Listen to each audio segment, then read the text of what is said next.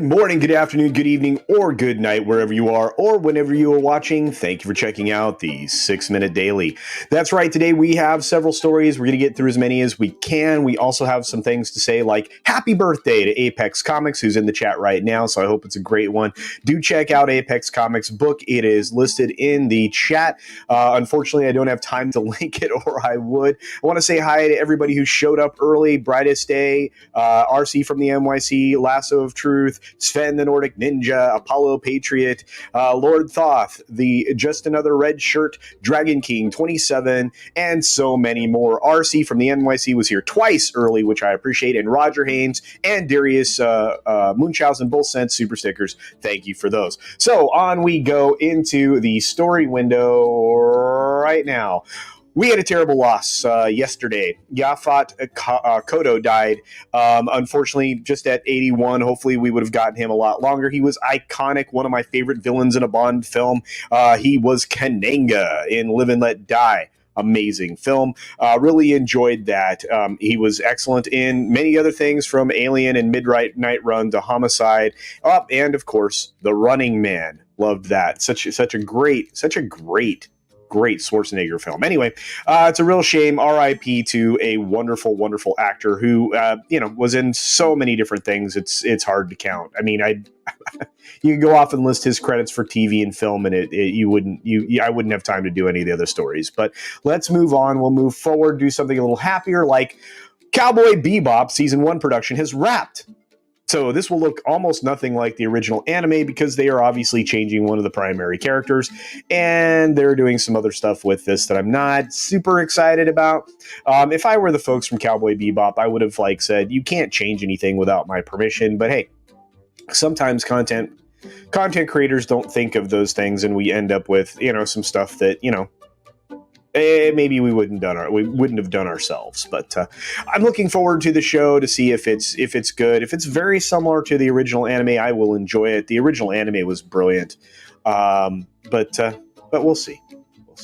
And moving on, we have our next story, which is Tiger Woods is going to appear in the PGA Tour franchise from 2K Games. Many of you are gamers, not all, but many of you are. And you know what? I miss Tiger Woods golf. I miss a lot of the really cool stuff. I'm very concerned with him and his health, and maybe an addiction problem that he may or may not have. But this was an interesting story today. But he has signed a long-term partnership with game publisher 2K. So they actually get the rights to Woods' name and his likeness. So this should be kind of a fun thing. I'm looking forward to playing a high-quality golf game again.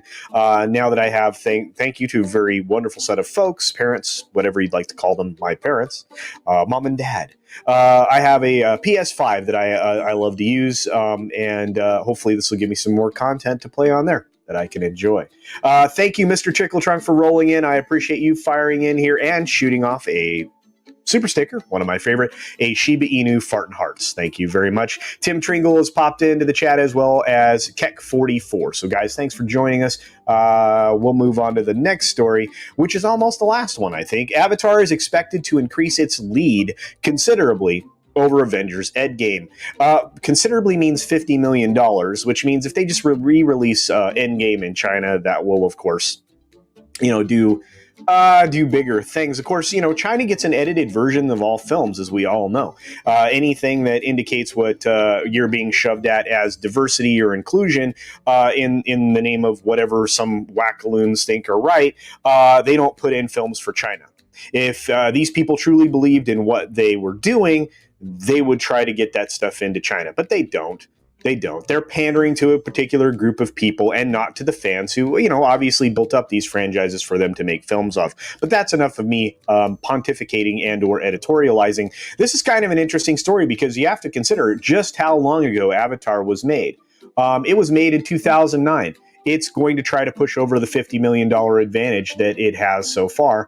And it's quite possible that again, with a re-release of Endgame, they could trade places once again. But what's interesting is Disney is in control of the Avatar franchise as far as releasing it on behalf of Cameron. And we have some sequels that were shot back to back, that should be releasing soon. So we'll see what ends up with all of these franchises at the end of the day. But I don't know. A lot of people are not looking forward to, and maybe even dreading, the release of the Phase 4 MCU, where we just have, more men getting pushed to the side, man-hating stuff. But hey, it is what it is.